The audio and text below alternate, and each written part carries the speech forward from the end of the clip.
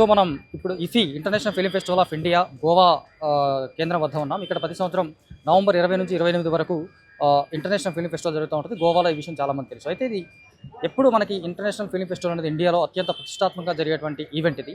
ఇలాంటి ఒక పెద్ద ఈవెంట్ ఇండియాలో మరొకటి లేదని చెప్తా ఉంటారు. అలాగే వరల్డ్ వైడ్గా జరిగేటువంటి అనేక ఫిలిం ఫెస్టివల్స్ కూడా మనం చూస్తూ ఉన్నాం. అందులో టాప్ 10లో ఉన్నటువంటి ఫిలిం ఫెస్టివల్స్తో కంపేర్ చేసుకున్నప్పుడు మన ఇఫీ కూడా వాటికి ఏమాత్రం తీసిపోదు అని చెప్పేసి మనం చెప్పుకోవచ్చు. ఈ సంవత్సరం ఇక్కడ జరగబోతుంది అయితే యంగ్ డైరెక్టర్స్ని అప్రిషియేట్ చేయడం కోసం, యంగ్ డైరెక్టర్స్ని ఎంకరేజ్ చేయడం అనే థీమ్ తోటి ఈ సంవత్సరం ఇక్కడ ఇఫీ ఫెస్టివల్స్ జరగబోతున్నాయి. ఆ సందర్భంగా ఇక్కడ కొత్త దర్శకులు వాళ్ళకి సంబంధించినటువంటి అప్లాజ్ కానీ వాళ్ళు తీసినటువంటి వర్క్ కానీ ఇక్కడ ఒక అప్లాజ్ వస్తుంది. వాళ్ళకి అలాగే ఒక 5 lakhs ప్రైజ్ మనీతో పాటు ఒక సర్టిఫికేట్ కూడా వస్తుంది. అప్లాజ్ సర్టిఫికేట్ ఒకటి వస్తూ ఉంది.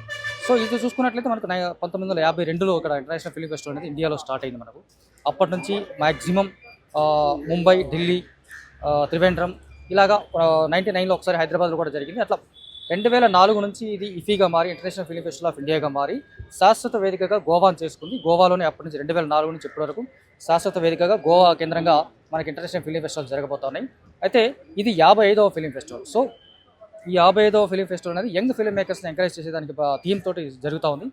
ఆ క్రమంలోనే ఇక్కడ చాలా వరకు దాదాపు 180కి పైగా సినిమాలు ఇక్కడ ప్రదర్శించబడతా ఉంటాయి. అయితే 80కి పైగా దేశాల నుంచి వచ్చేటువంటి ఫీచర్ ఫిల్మ్స్ కానీ, ఇండిపెండెంట్ ఫిల్మ్స్ కానీ, షార్ట్ ఫిల్మ్స్ కానీ, వీటితో పాటు ప్రీమియర్స్ సంబంధించినటువంటి ఇంటర్నేషనల్ బిగ్గెస్ట్ మూవీస్ కూడా ఇక్కడ మనకి ప్రీమియర్ అవుతూ ఉంటాయి. దీనికి సంబంధించి ఇక్కడ ఐనాక్స్ థియేటర్ ఉంటుంది. ఐనాక్స్తో పాటు కళా మందిరం మరొక థియేటర్ ఉంటుంది. ఇక్కడ ఆల్మోస్ట్ ఈ 8 రోజుల పాటు జరిగేటువంటి ఇది ప్రపంచవ్యాప్తంగా ఉన్నటువంటి ఫిల్మ్ లవర్స్ అందరికీ, సినిమా లవర్స్ అందరికీ ఒక కన్నుల పండుగగా జరిగేటువంటి ఈవెంట్ ఇది.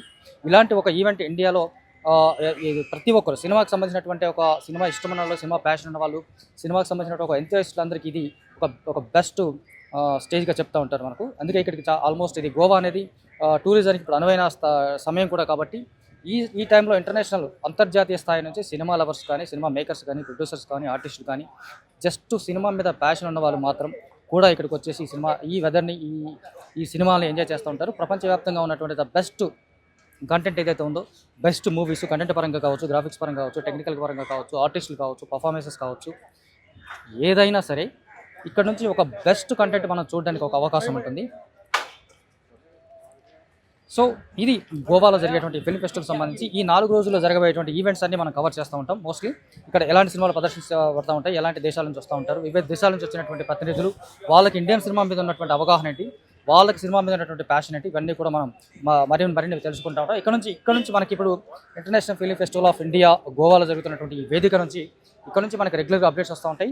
సో దీనికి ఎలా అటెండ్ అవ్వాలనేది కూడా చాలా మందికి ఒక క్వశ్చన్ ఉంటుంది. ఇక్కడ మీడియాకి సంబంధించి ఒక సపరేట్ ఇన్విటేషన్ ఉంటుంది, అలాగే ఫిల్మ్ లవర్స్ సంబంధించి ఒక సపరేట్ ఇన్విటేషన్ ఉంటుంది, ఫిల్మ్ మేకర్స్ సంబంధించి ఒక సపరేట్ ఇన్విటేషన్ ఉంటుంది. ఇవన్నీ కలిపి కూడా ఒక కామన్గా ఒక నెల ముందుగానే మనకి ఇఫీ అనౌన్స్ చేస్తాం. దానికి సంబంధించి ఎవరెవరు ఏ కేటగిరీస్లో ఉన్నారో అప్లికేషన్ పెట్టుకోవాల్సి ఉంటుంది.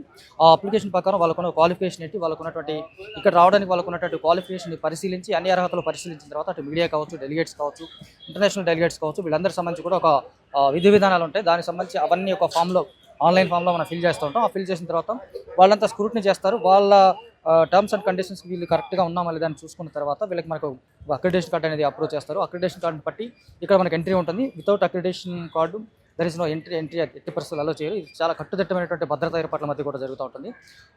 ఇది ప్రెస్ ఇన్ఫర్మేషన్ బ్యూరోతో పాటు నేషనల్ ఫిల్మ్ కార్పొరేషన్ సంయుక్తంగా ఆధ్వర్యంలో నిర్వహించబడుతుంది. కాబట్టి ఇక్కడ సెంట్రల్ మినిస్టర్స్ కానీ, ఇక్కడ లోకల్ మినిస్టర్స్ కానీ వీళ్ళందరూ వస్తారు.